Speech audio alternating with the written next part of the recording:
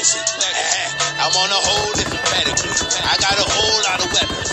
Bunch of other bullshit just stressing me. Especially motherfuckers keep testing me.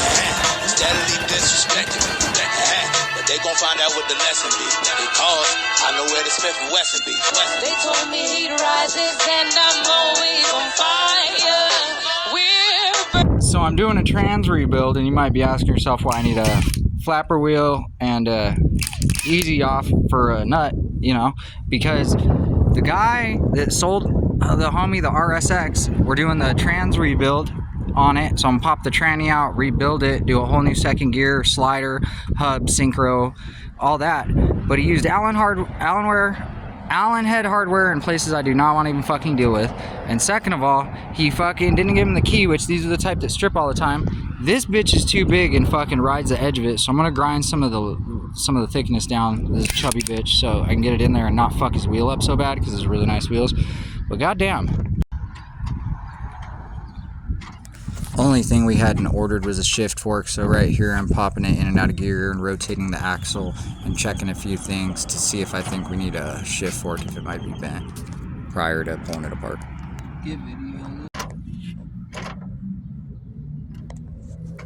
It's like right on the edge of engaging, like you barely pop it out and it starts skipping. Yeah, just video on me. Easy outing. What are you doing, buddy? Why did you see you? What are you doing? No.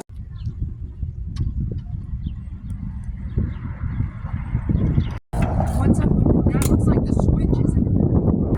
No, I'm not worried about it. I'll get the other one real quick. That's fucking crazy. That's wild, right? Come out the top, that comes out the back.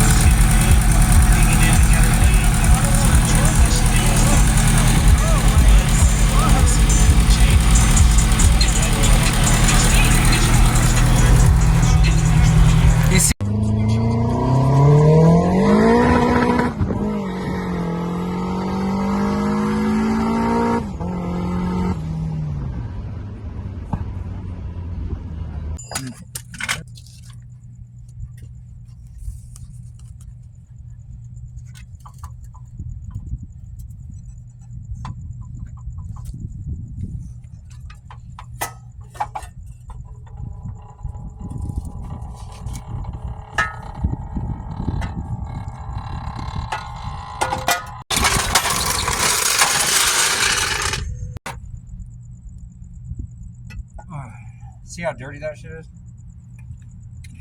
Bullshit. There's 2 grand. It's dark. You can barely tell, but the tranny's sitting right there. I'll rebuild it in the morning. And after I rebuild it in the morning, it'll take me like 2 or 3 hours to put back in, like leisurely. I didn't even really get dirty. Here's the RSX fucking chilling. But like, if you have me get everything before, it goes so much faster. But like, this dude was like, what do I need? I was like, well, if we replace the hub and the slider, or we have a worn gear, we need this and that and da-da-da-da-da. So he let me pick everything, and then he just bought it. And then anything we don't use, we're going to send back. But even if we use one piece of any of that shit, we have to use it all. And when you replace one thing, you usually have to replace the other. And when you replace first gear, you usually have to replace second gear and blah, blah, blah, blah, blah. But judging by the problems we were having, first gear not having shit for problems, we had to replace the 1-2 slider and this and that. The only reason first gear would have been need to be replaced is because it had any type of issue.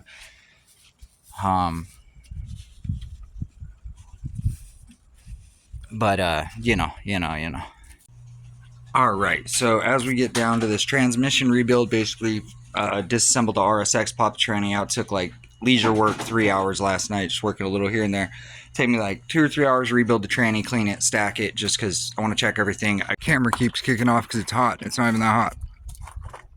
Anyways, We have a lot of room between the radiator. I mean, stock layout, even with the hood on it. It's got dual OEM fans. Those are better than any of the eBay thin fans, even with their own relay. You need a shroud. I would get spows. These are good condition OEM fans. We're going to keep them. Even if we go to an aluminum radiator, we'll still run them. The relays don't need to be changed because although we could probably get a little more output, we have two. They flow so good, this, that. So don't fix it if it ain't broke. With everything unplugged that I've done and cleaned up wiring, this and that, somehow the AC fans failed on. I also have some other stuff unplugged and basically set up. It's probably causing that fan relay to latch on its own. Either way, not key on, just when running. But I'm going to, I put the relays back in, or the regular fan relay back in, the AC relay was already in.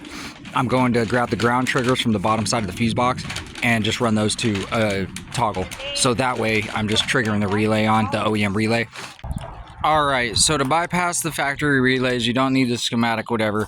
Go to your plug, look at your wiring color, trace it back to your fuse box, unplug it, pop out the relay, pin the front for the terminal you want to take control of, pin the back with it unplugged, find your continuity. Once you do that, you can plug it back in, you can snip or tee that wire, you take that, then once that wire is grounded, the fans are on. Bam, bada, bada, bada bing, bada bam, a cafe.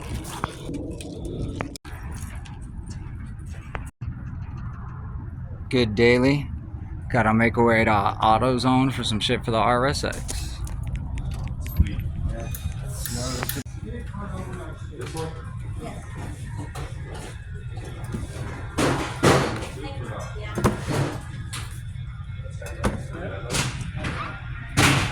Rocky's making fun of my heavy duty vise.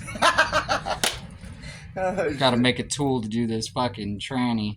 I'll show you guys what this is for.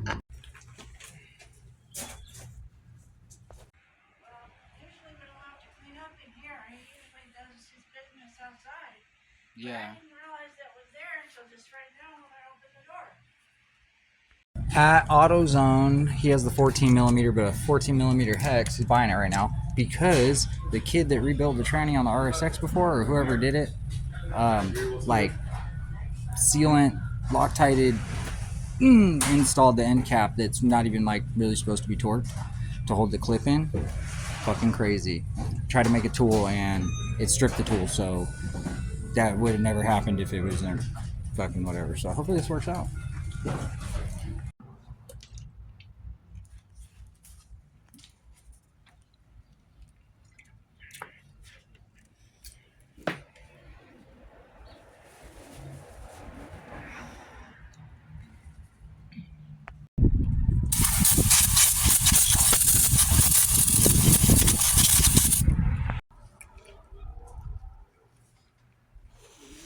Sprayed everything down, a little dusty, but not bad. Got a little area ready, inside of the case is clean. Now we're gonna clean this one, restack, assemble, and throw it in. Alright, taking a break from the RSX trans rebuild, adding the boost control for Ghost and the other options and R&D sensor stuff, this, that. Got trans sensor on there and trans temp sensor, and I've already done the documentation for the differences between the OEM cooler and this cooler for like if we want to sell our kits, or if anybody needs to know the temperature differences between a standalone cooler and the in radiator one, what you're likely to see and what it's likely to be like with beating on it versus the OEM one. But anyway, so this can now,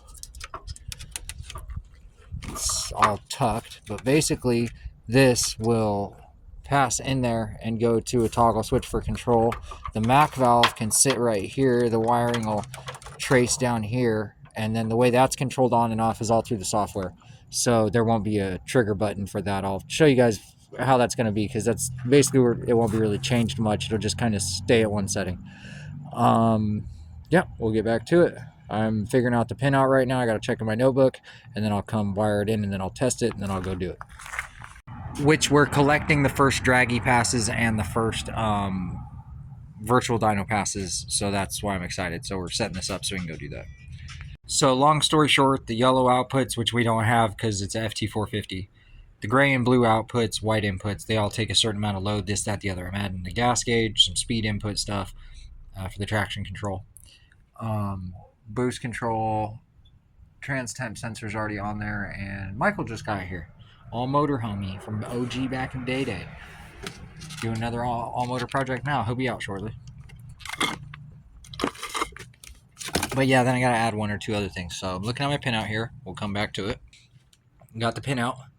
We're gonna go to one of the blue options. I got 3 and 4 left open. Everything else is used.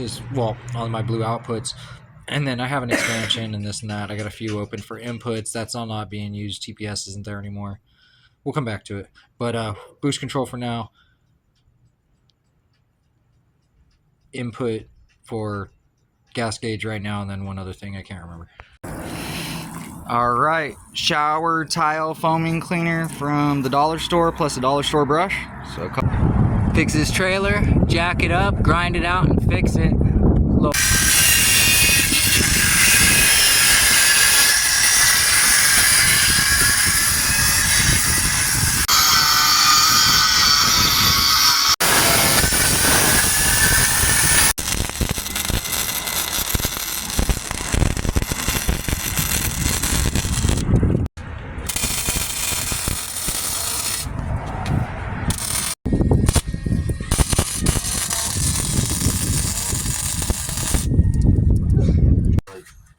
Those bits, I don't have very much of any of them.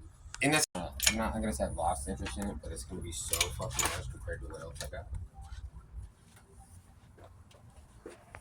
Alright, messing with the proactive traction control stuff, a little bit of time-based stuff, and then messing with the output stuff for boost controls, just getting initial testing done and out of the way. Long story short, we right now the Noid was like being restrictive, like it had a blockage. It was an extra one that hadn't really sat out in the weather, but it's been sitting out. I think it got some Teflon in it, or the bushing swelled, or I don't fucking know, but even blowing straight through it, there's a restriction. Something's jammed in there. I don't know. Dirty. Carbon, maybe. I don't know. We'll order another one.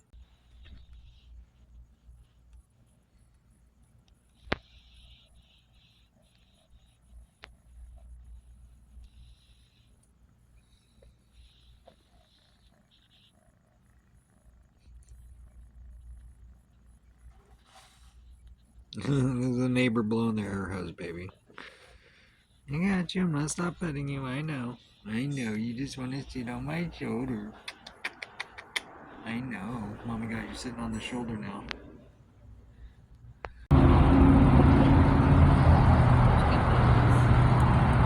Came to AutoZone finishing a cigarette. The kitties are laying down. Finding out what we need.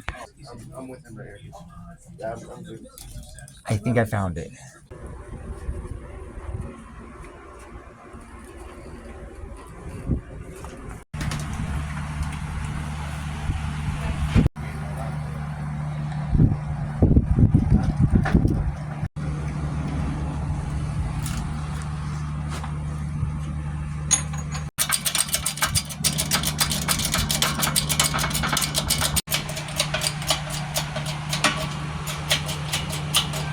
Okay.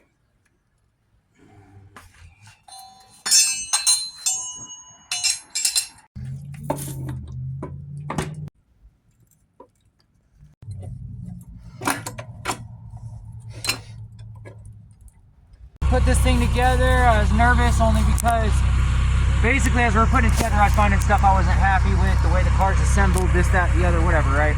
But transmission's rebuilt with new synchro for first and second, hub slider for first and second, brand new second gear. I did take a little extra time to make sure I did everything right, and then I was feeling a cold yesterday, so it bogged us down a little bit. But car's done, and it came out perfect, no scratches, no nothing, everything in gauge is fine, everything's good.